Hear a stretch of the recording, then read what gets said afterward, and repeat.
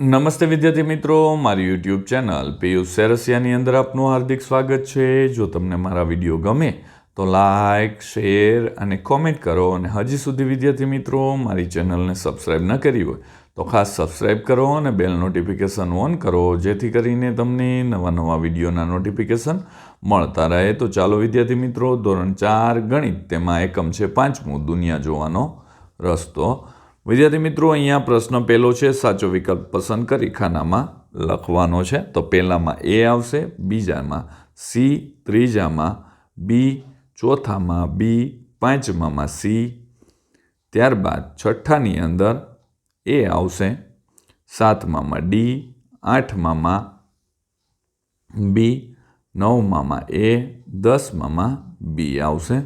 વિદ્યાર્થી મિત્રો, ત્યારબાદ છે યોગ્ય જોડકા જોડો। તો અહીંયા આપણે અ અને બ ને જોડેલા છે। જે આકારો છે તે ઉપરથી જોતા કેવી દેખાશે તે રીતે, તો અહીંયા આપણે જોડકા જોડેલા છે। પ્રશ્ન 3, આપેલી વસ્તુ ઉપરથી સામેથી જોતા કેવી રીતે દેખાય છે તે દોરવાનું છે। તો ચાલો તે પણ જોઈ લઈએ। અહીંયા ઉપરથી જોતા, સામેથી જોતા આવી દેખાશે અને ઉપરથી જોતા આવું દેખાશે, આ બંને આકૃતિઓ। વિદ્યાર્થી મિત્રો, તમે પણ જોઈ શકો છો કેવું દેખાશે, તમે પણ દોરી દેજો। ત્યારબાદ 3 નંબર છે તેમાં આ રીતે દેખાશે, સામેથી ને ઉપરથી। 4 નંબરની અંદર આ રીતે દેખાશે, 5 નંબર આ રીતે દેખાશે। ત્યારબાદ વિદ્યાર્થી મિત્રો, આગળનો પ્રશ્ન છે 4 નંબરનો, સૂચના મુજબ દોરો। તો અહીંયા આકૃતિને સામેથી જોતા કેવી દેખાય છે તે અહીંયા મેં દોરેલી છે। વિદ્યાર્થી મિત્રો, તમે સ્કેલની મદદથી દોરજો, મેં જાતે દોરેલી છે, સાથે સાથે લખતો હોય એટલા માટે। જો આગળના 2 નંબરના તમારા ગણિતના પુસ્તકને ઉપરથી જોતા કેવું દેખાય છે તો આવું દેખાશે। વિદ્યાર્થી મિત્રો, તમે પણ જોઈ લેજો અને તમે પણ દોરેલું જશે, ચેક કરજો। આ પાસો છે સામેની બાજુથી દેખાતા કેવો દેખાય, બાજુએથી તો આવો દેખાશે। પ્યાલો આવો દેખાશે। તમારા ઘરને બાજુથી જોતા કેવું દેખાય તો આવું લંબચોરસ દેખાશે। 5 નંબરે આપેલા નકશાના આધારે બંસી અને ક્રિયાનનો સંવાદ પૂર્ણ કરતા લાગુ ન પડતો શબ્દ ચેકવાનો છે।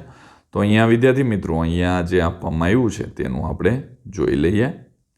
ક્રિયાન, જો પોલીસ સ્ટેશન ચેકી નાખવાનું છે, જમણું, ડાબું, જમણી અને જમણી બાજુ, તો એના ઉપરથી આપણે અહીંયા એની વિગતો લખેલી છે। પ્રશ્ન 6, નીચે આપેલા નકશાની વિગત પરથી પ્રશ્નોના જવાબ લખવાના છે। તો એમાં અહીંયા એક નકશો આપવામાં આવ્યો છે શાળાનો, તેના ઉપરથી પ્રશ્નોના જવાબ છે। તો તેમાં શાળાના ગેટથી પ્રવેશ કરતા આચાર્યની ઓફિસ કઈ બાજુ આવશે? તો શાળાના ગેટથી પ્રવેશ કરતા ડાબી બાજુએ, બીજામાં આચાર્ય ઓફિસની બાજુમાં પુસ્તકાલય આવશે, ત્રીજામાં ધોરણ 5નો રૂમ આવશે, ચોથામાં કન્યા શૌચાલય આવશે અને 5મામાં મેદાન દેખાય છે।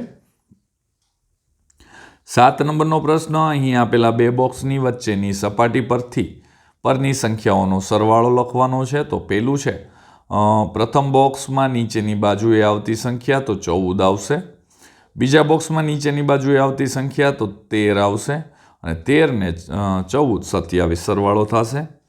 અહીંયા બોક્સની સામેની બાજુના અંકોનો સરવાળો 7 થાય છે, તો 1 થી 6 અંકોનો સરવાળો સમાવેશ કરવો। પ્રથમ બોક્સમાં નીચેની બાજુએ આવતો ક્રમ 3 આવશે, બીજા બોક્સમાં 4 અને 7 જવાબ થશે।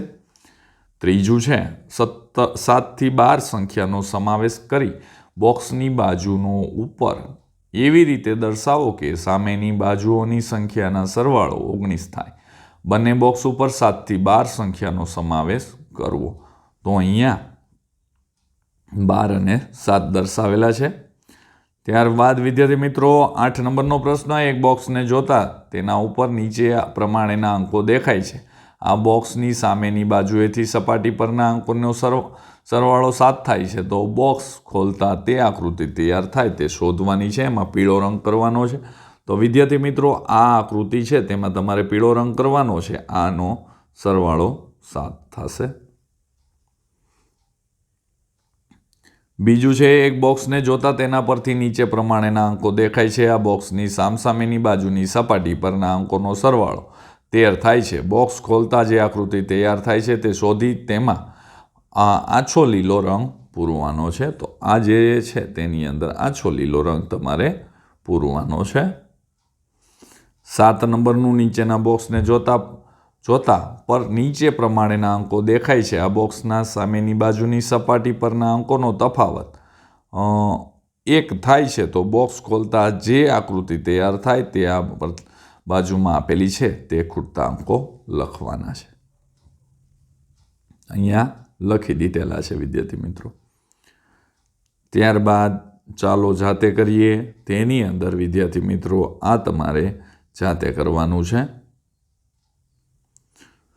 જો વિદ્યાર્થી મિત્રો તમને મારો આ વિડીયો સારો લાગ્યો હોય તો લાઈક કરજો, શેર કરજો અને કોમેન્ટ કરવાનું ભૂલતા નહીં. તો હવે મળીશું આપણે નેક્સ્ટ વિડીયોની અંદર. આવજો.